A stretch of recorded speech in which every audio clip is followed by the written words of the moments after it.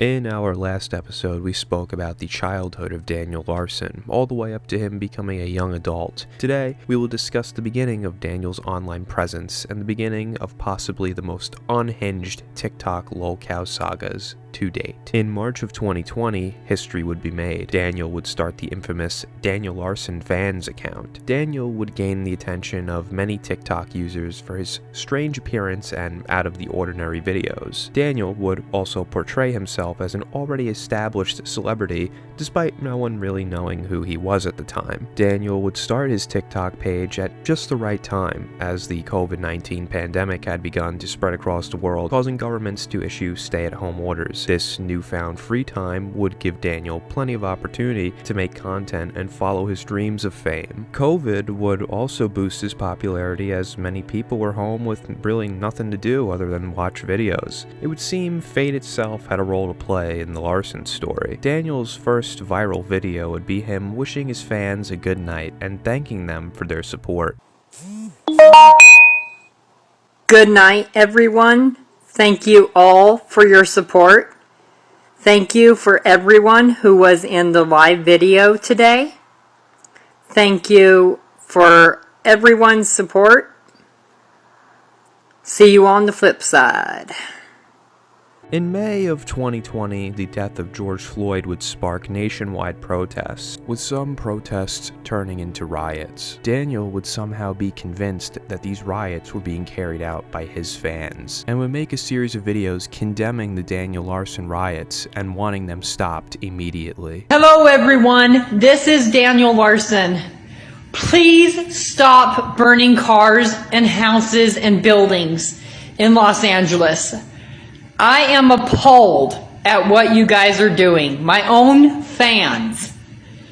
And I just can't tell you more to please stop. There's already 9 people injured and have been taken to the hospital in Los Angeles. We don't want this to go on the rest of the night. Stop the riots.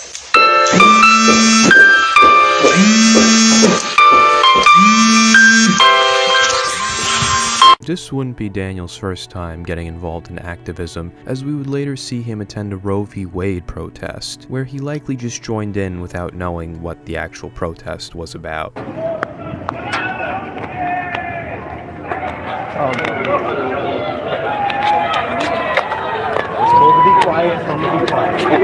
Okay, things are gonna probably start to get crazy. I have no clue. But we're heading back towards the Capitol.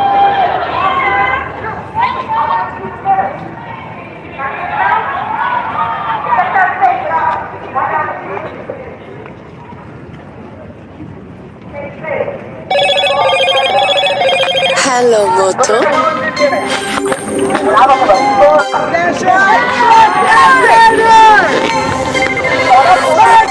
Daniel would speak out on the George Floyd situation. A lot more changes being done to protect our community because we are all equal, and it doesn't matter if you're black or white.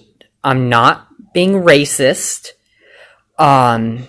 I just want to make sure that in the future, everything can be handled appropriately. It's very sad that people can be so rude and so mean to certain people on Earth. And Daniel would also do a jumping jack tribute to George Floyd. This is for George Floyd. Rest in peace. Black Lives Matter.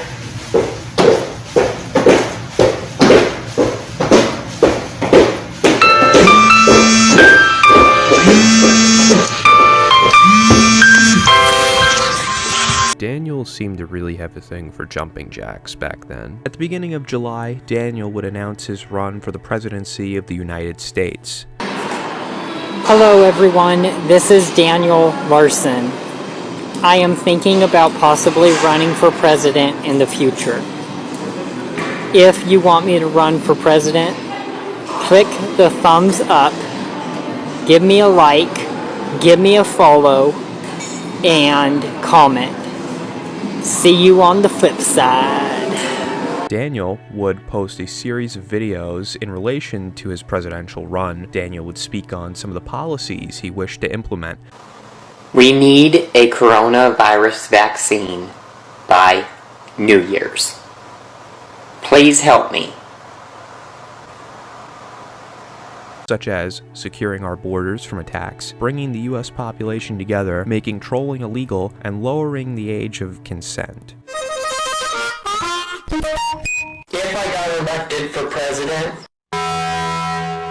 would secure all of our borders, all attacks, making America safe. After this announcement, trolls would begin to encourage Daniel, bestowing upon him the nickname of Mr. President. Daniel would go on to lose the 2020 election to Joe Biden. Did you guys know French toast is like a bunch of fried pickles? With his newfound fame, Daniel would begin to be approached by management companies. Now, I think it goes without saying that these were not real management agencies, and most people would probably see this immediately. But as earlier stated, Daniel is quite susceptible to scams, usually taking people's words at face value. The management companies would present themselves to Daniel in a helpful manner, but would ultimately have ulterior motives. Daniel's managers would manage to gain access to all of his accounts and personal information, with some even being able to log into his bank account. It is even alleged that some of these managers would siphon money from his bank account and from his TikTok Creator Fund account. Now, this isn't the case for all the managers, as a few did genuinely try to help Daniel and guide him to do better. However, between Daniel's behavior and external forces manipulating him, these good actors would usually be driven out quite quickly. We will see more examples of this down the road. Daniel would go on to become part of Fine Dining Records. Hello, this is Daniel Larson, and I am planning to sign with Fine Dining Records. I want to say thank you to Mark, Matt, Jaden, Gabe Itch, and Ray. Thank you so much for all your support, and I can't wait to work with you. See you on the flip side. Fine Dining was mostly made up of children who wanted to troll Daniel. This trolling consisted of influencing Daniel into making some quite questionable videos. Some of these videos would be shout-outs to made-up characters. However, more concerning videos would be made, such as Daniel Larson making a video claiming he had cheese pizza on his phone. I am sorry for having 500 megabytes of child. As well as being made to strip his clothes in Zoom meetings where he would expose himself to multiple people, including minors. Another notable Larson event would take place in September. Hello, everyone. This is Daniel Larson. I think we did it. We are so close to winning the election this year. Let's keep up the great work. I think we have it. The fog would bring more attention to Daniel, as it seemed to add another layer of mystery to the already strange phenomenon that was Daniel Larson. Happy Halloween, everyone. It's the day after Halloween, called Spooky Hallows Eve. Happy Halloween. Happy Halloween, everyone. And now we all die.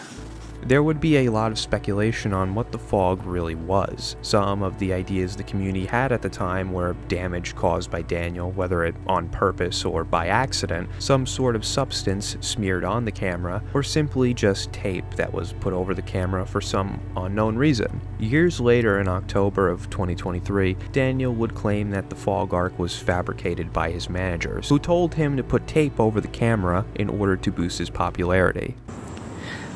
During the entire fog era, my entire management told me to put tape over my camera and remove it for extra publicity.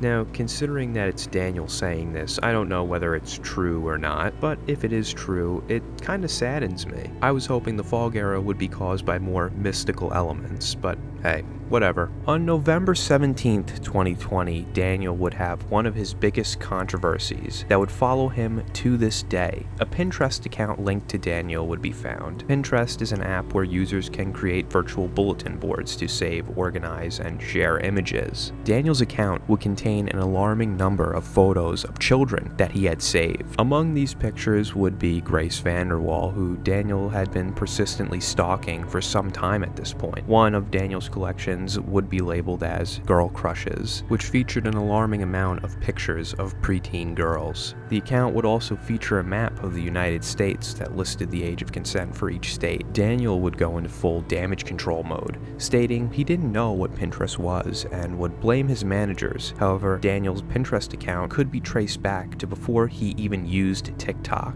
At this point, the evidence truly seemed to be damning. 2 days after the initial discovery, Daniel's management at the time would bring him on a live stream to question him on the situation. During the live stream, Daniel would deflect and make excuses for why the account featured such content. Okay, so then why do you re-upload videos of little girls on your YouTube account as well? Oh. That got hacked as well. And I actually contacted do you see the where Denver I'm having police. a problem? I'm having a problem because every time that we're able to establish that there is an account that is held by you, it's been hacked at some point. But that's because I gave the information to Fine Dining. But and Fine they Dining Records decided wasn't a to add thing to the issue. back then. About the 500 megabytes of child, can we touch on that? Yes.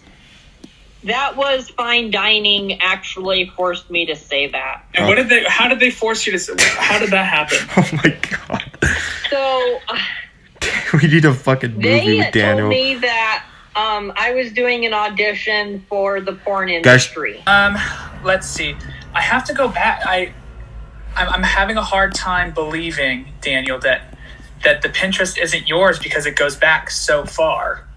Fuck me, I'm gonna sit up here, bro. That ass. Like, what? It goes back over 9 months. It's almost 10 months ago that some of this stuff was being, pinned and saved, including 33 weeks ago. There's, Guys, this shit is getting cute intense. Young girl. 35 weeks ago. I was not even have a Pinterest, and oh god. How many months ago did you say? Or weeks? 9 to 10 months ago. Yeah, I was not even really on the media back then. I don't know if that was like a family member did that. I have no clue. But I can tell you right now that my biological side of my family, my mom and my dad, are not trustable. They've done like fishy things over the media before. This is Chris Hansen, Dayline NBC. The law, the court has actually told me I cannot talk with them anymore because of what they have done in the past. Okay, I want to ask this question. I want you to be honest. Did you go to jail for beating your mom? No. You could have whatever opinion you want, but I can tell you right now, I've never had a Pinterest. This was actually a surprise to me yesterday when Roach told me about this. The next day, on November 20th, the Pinterest would be deleted, presumably by Daniel. However, his management could have had a hand in the deletion as well. Daniel would post apologies on his TikTok, but by the 21st of November, the account would be completely locked down. Daniel would be off-grid for a bit and would return in December. Daniel would be interviewed by the Delegation podcast on December 6th. While on the podcast, Daniel would again make excuses. This time, he would claim he was being blackmailed, and the reason he had pictures of children on his phone was in relation to his aspiration to become involved in fashion modeling. A week later, on December 12th, the Delegation podcast would report Daniel to the FBI, fearing he was storing abuse material on his devices. services. Daniel would go on to claim that the Denver police and the FBI were monitoring him after the report had been made. Daniel would also threaten to sue the Delegation podcast, but obviously these were empty threats. Quick side note, I would love to show the clips from this podcast and Daniel's reaction, and also when the hosts of the podcast report him to the FBI on their later stream. I have spent some time searching, but I really can't find any clips from the Delegation podcast, so I do apologize for not being able to paint a full picture for you guys. This message goes out to the FBI. Fuck you. You don't know the truth. Everyone in my family is fucking pissed at you. The Pinterest leak had exposed Daniel's pedophilic tendencies to the world. After all of this had come to light, users went back on Daniel's page to see if any other incriminating evidence could be found, and were horrified at what they had dug up. In the group home Daniel had been living in, he would have frequent contact with children. In a video posted to his account, Daniel's seen pushing a little girl onto a bed and seemingly getting on top of her. This is probably one of the most disturbing videos of Daniel to ever be posted. Near the end of December, Daniel would disappear from the internet. It is unknown whether this disappearance was Daniel's own doing or the work of his caretakers, who had most likely been contacted by law enforcement and informed of his behavior. Either way, Daniel kept a low profile for the next few months, entrusting his manager Flexburger to post videos that Daniel would send him to post on TikTok and other platforms. Daniel would make his comeback in the following year of 2021. However, that's a story for next time. Thanks for watching.